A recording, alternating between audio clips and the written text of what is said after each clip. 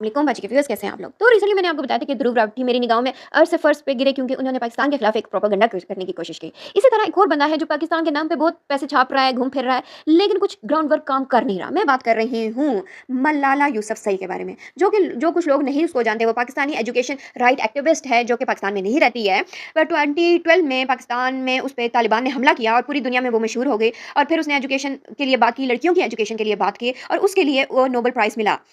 जबकि इससे ज़्यादा काम हमारे ईदी साहब ने किया हुआ है और उनको कुछ भी नहीं मिला। मगर आज ये लोग ये सवाल उठाते हैं कि क्या मलाला वाक़ई अपने असूलों पे चल रही है जिनकी वो बात करती है? जब गज़ा जैसे कॉन्फ्लिक्ट में जहाँ हज़ारों लाखों बच्चे मरे, शहीद हुए, हमारे मुसलमान बहन-भाई शहीद हुए, तो उसको 18 महीने बाद याद आया कि मैं पीस एम्बेसडर हूँ। शायद अमेरिका ने अब कहा होगा कि हम ये जेनोसाइड ख़त्म करने वाले हैं, तो अब तुम बोल सकती हो। मलाला यूसुफज़ई वैसे तो पाकिस्तानी है, लेकिन आज वो अमेरिका में रहती है और वहाँ से अपना एक्टिविज़्म चला रही है। अब बात ये है कि वो वाक़ई पाकिस्तान की लड़कियों के लिए, एजुकेशन के लिए वो सीरियस है, तो वो अपना वक़्त और सोर्सेज़ यहाँ क्यों नहीं लगाती? उसकी फाउंडेशन और प्रोजेक्ट ज़्यादातर सिंबॉलिक हैं। ग्राउंड पे पाकिस्तान में उसका कोई बड़ा असर या प्रैक्टिकल काम नज़र नहीं आता। उसको नोबेल प्राइज़ मिला, लेकिन उसके बाद उसका पाकिस्तान से ताल्लुक सिर्फ़ स्टेटमेंट के तक रह गया।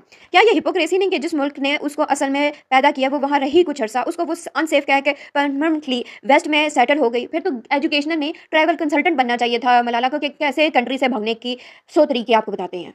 जब बात आई इंडिया और पाकिस्तान के दरमियान में कॉन्फ्लिक्ट की बात होती है, तो उनकी खामोशी अक्सर सोचने पे मजबूर करती है कि भाई ये पाकिस्तान को रिप्रेजेंट करती है और पीस एम्बेसडर तो है ना। चाहे वो कश्मीर का मसला हो, एलओसी पे टेंशन हो, मौलाना ने कभी इन दोनों मुल्कों के दरमियान बात नहीं की। ह्यूमन राइट्स वायलेशन या पॉलिटिकल इनजस्टिस पर कॉन्फ्लिक्ट के दौरान भी कभी नहीं बोली। अभी सीज फायर हुआ जब इंडिया और पाकिस्तान के कॉन्फ्लिक्ट में, तब एक स्टेटमेंट दे दिया मैडम ने। वेस्टर्न कंट्रीज़ पे चुप रहती है क्योंकि वहाँ से तो भई पैसा मिल रहा है, सारी अर्निंग वहाँ आ रही है, तो हम वेस्टर्न कंट्रीज़ के बारे में थोड़ी बोल सकती हैं, जो कि इतना वेस्टर्न कंट्रीज़ ही हैं जो जेनोसाइड में चाह रही हैं, जैसे ड्रोन के हमले, आर्म्स सेल्स वगैरह करते हैं, लेकिन हम उन पे थोड़ी बोल सकती हैं। हम और इस मैडम को जितना इंडिया और वेस्टर्न मीडिया कवरेज दे रहा है ना, तो तभी मैडम कभी वैनिटी फेयर में होती हैं, कभी ऑस्कर जा रही होती हैं, कभी मूवीज़ बना रही हैं, कभी जेनिफर लॉरेंस के साथ होती हैं, तो कभी अर्जुन कपूर के साथ होती हैं। Okay, I am judging her no more. तो कभी हम मूवीज़ बना रही होती हैं। मूवीज़ से आप क्या किस तरीके का काम कर रही हैं? मतलब सब कहते हैं कि मलाला मुस्लिम कंट्रीज़ में औरतों के हकूक़ और तालीम के लिए बोलती है, लेकिन इस्लामोफोबिया, हिजाब बैन्स और वेस्टर्न सोसाइटी में औरतों के इश्यूज़ पे उसका स्टांस इतना क्लियर नहीं होता, चुप रहती है मैडम। तो आप किस किस्म के पीस एम्बेसडर हो कि अगर आपने सेलेक्टिव ही सब काम करना है, तो आप रहने दो, अपने मियाँ के साथ आप घूमो-फिरो जो ऑलरेडी कर रहे हो, पैसा तो इतना कमा लिया ना, तो ये किसी अच्छे बंदे के लिए काम पे छोड़ दो, ड्रामेबाज़ी नहीं करनी। आई डोंट गेट इट कि लोगों को क्या इसमें अच्छा लगता है, मुझे आज तक कभी नहीं समझ आया। ठीक है, आप पे हमला हुआ, आपने थोड़ी बहुत आवाज़ भी उठाई, लेकिन आप उसके बाद चुप हो गए। तो आप लोग इस बारे में क्या बात करते हैं? Please comment, share and subscribe.